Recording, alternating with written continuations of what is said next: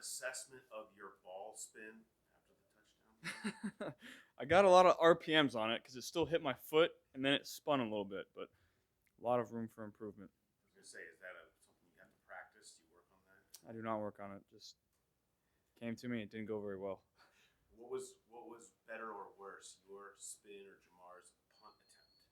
My spin was definitely better than his punt, for sure. Have you talked to him about that? Like, No, I haven't.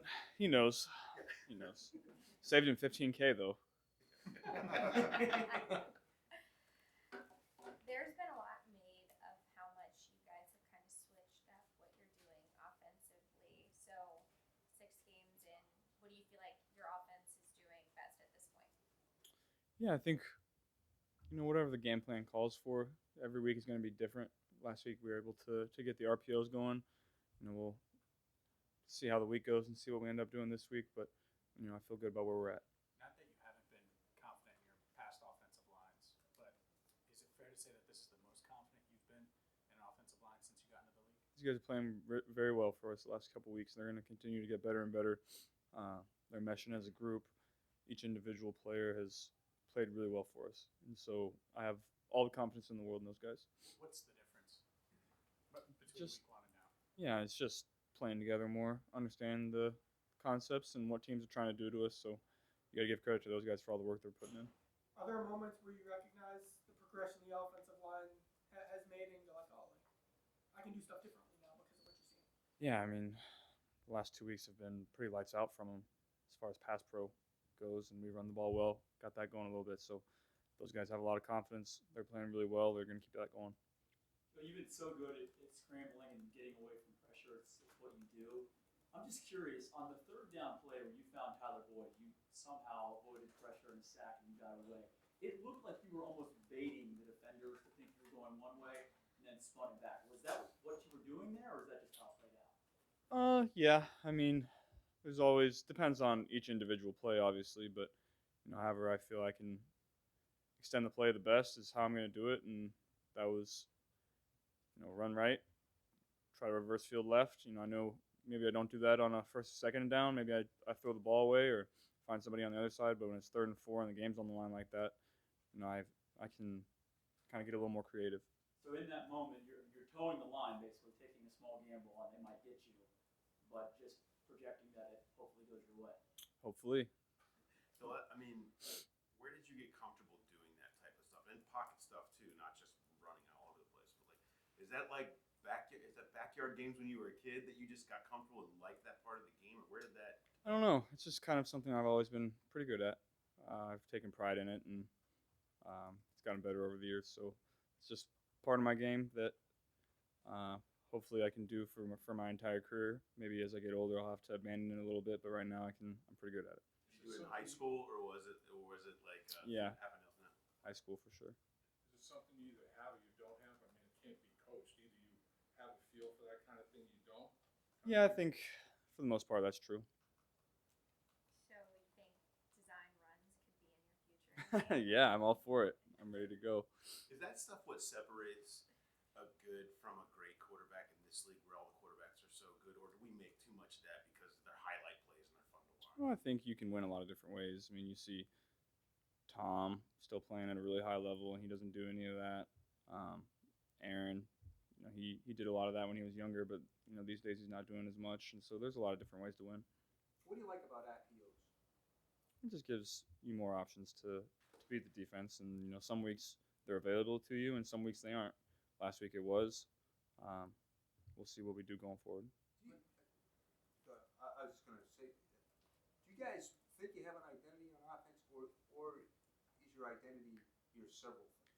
Yeah, I think we're good at mixing it up. 1 week we might throw a bunch of RPOs like last week, and the next week we might be a downhill run team. We'll have to see.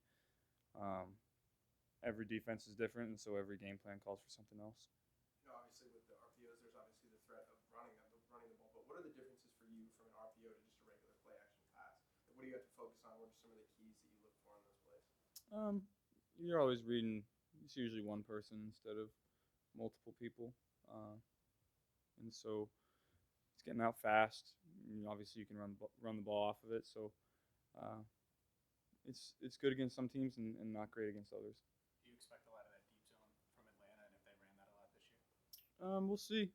They like to mix up their coverages. They have really smart players, it seems like, because they're able to run a lot of different things, and so we'll see what their plan is against us. How helpful has Dan and Brian been in terms of the film breakdown, Joe, and how critical has that been in terms of when you move from, let's say, a more traditional to an RPO? How do they help you in breaking down film? Yeah, I mean, those guys, they really give me all the answers to the test each week.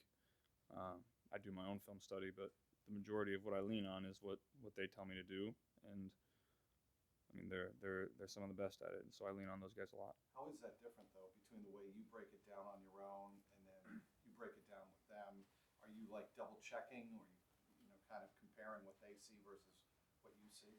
I'm more so breaking down for me as far as like disguises that you might see as a quarterback, how the safeties line up, how the corners try to disguise their coverages.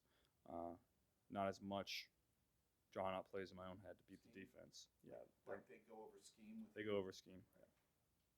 There's a lot of talk about, trying to get the ball more to Tyler Boyd, at least from the coaches, and had a great game on Sunday. I mean, how important is it to have output from a guy like him?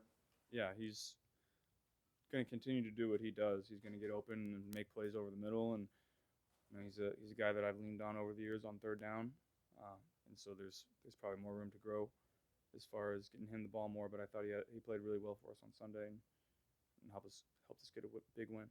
Interesting chunk that you have on the schedule. You got Atlanta, Carolina, and Cleveland here the next 3 weeks. I mean, going into the bye, do y'all view this as a pretty critical portion of the season? Being where y'all are at in the standings, how that tighten things a bit. Yeah, I mean, every game feels like a do or die in the NFL, but this 3-game stretch I think will determine how our season goes. Is that something that is that something that's been talked about throughout the week, and how tight things are going to be on the back end that y'all do need to take care of business here in the middle? No, we haven't talked about it. We've been focused on Atlanta and getting this one, and then we'll move on to the next one after this. And you take a lot of pride in your guys' success on third downs, but I mean, third and short, you seem to be particularly lethal, 3 and closer. What is it about that fits your game that you've been able to be so efficient in those situations? Really, not just this year, but your whole career, really. I think, Coach Pitch does a great job. He does the third downs, and so he comes up with great schemes for us every week to beat the coverages that we're going to see on third down. So you got to give credit to him. And then our guys going on and executing the plan. We've been able to draw up some really cool plays in those situations that have been good to us. I think Jamar is leading the league in third down catches, which is, would you say, geez, you figure they're going to be on him on third down. Why? Is that a scheme thing when he's getting open, or what?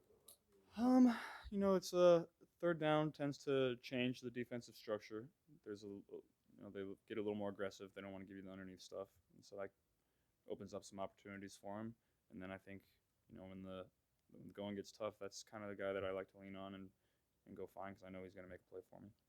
How prideful are you in third down? I mean, you're completing over 70%, 7 touchdowns, no interceptions, quarterback rating 136. I mean, leads the league almost across the board. Is third down your money down? Is that the big? Well, that's really what ends up determining games, is how you execute on third down. Obviously, if you're playing really well, you don't even get to third downs. You get the first down on first, second down. But especially the last couple of weeks, taking the checkdowns, getting to 2nd and 6, 3rd and 3, that's going to be a recipe for success on third downs, not staying in 3rd and 8 and 9 and 10. Then the defensive line can get going, and you got to worry about ribs and chips. And so when you stay in front of the chains, you're going to be a lot more successful. When you guys are doing your thing, 8-yard gain, 12, 10, all of a sudden 30 yards in 3 plays, defense is like, we got to do something different. Is that how you waited for them to blink? You've made them make the move?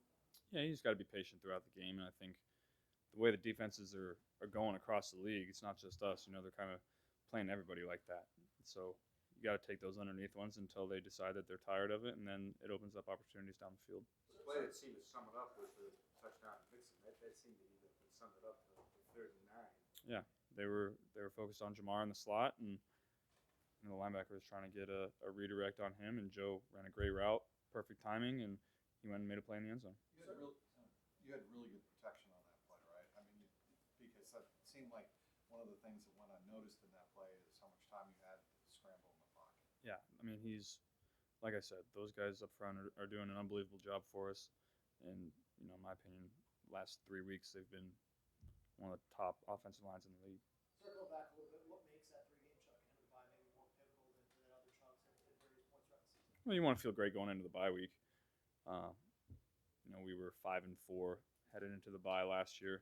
Obviously, hoping to get these 3 wins to go 6-3. How different is that being 6-3 compared to being 5-4 on paper? It seems like a one-game difference, but is getting that kind of what's the difference feeling going wise going into the bye? Well, that bye week you want to enjoy, and so 6-3 just sounds a lot better than 5-4. And so when you're sitting on your couch thinking about how your season's gone so far, 6-3 sounds a lot better. It was a lousy bye last year. Hmm? It was a lousy. Yeah, bye. 2 straight losses by a lot. It was horrible. On Colin's podcast, he was talking to you about how you seem to be at your best when you're playing from behind. But Zach on Monday was saying eventually you guys got to stop doing that because it'll catch up to you. So how do you balance that and you guys get off to a faster start even though you do have it in you? If you got to bring the team back, you can. Yeah, obviously you don't want to be in those situations where you have to come back, but we're comfortable in those situations. We've been in that situation a lot the last 2 years, but getting out to a fast start is obviously ideal, so you can really keep the whole playbook open. So we're looking to do that this week. Do you see that especially being important this week because Atlanta will try and control time of possession with running the ball? That's what you gotta really jump out on teams that like to run the ball. Like Saints last week were running it well. This week Atlanta's going to run it well, and then Browns after that they're going to run it really well. So you got to jump out fast to kind of stay in the game. Would you make of that first indoor practice? Loved it. It was a pleasant surprise. It was a lot better than I could have even expected. So we're excited to have that opportunity and have that option to go over there. You feel like that helps being indoors going in and preparing for being inside of the dome? Yeah, when you're playing in a dome, you'd like to have that indoor available. So what surprised you? Just how quality it was, really. It's going to be a great option for us going forward when the weather gets tough. We can go in there and have a great practice. What was it like to have Jamar play Jeopardy with you guys? He did a good job. Did a really good job. Yeah, he a couple celebrity questions for him, so he did a good job for us. Speaking of Jamar, the last time you faced AJ Terrell, Falcons quarterback, Jamar had a pretty good game.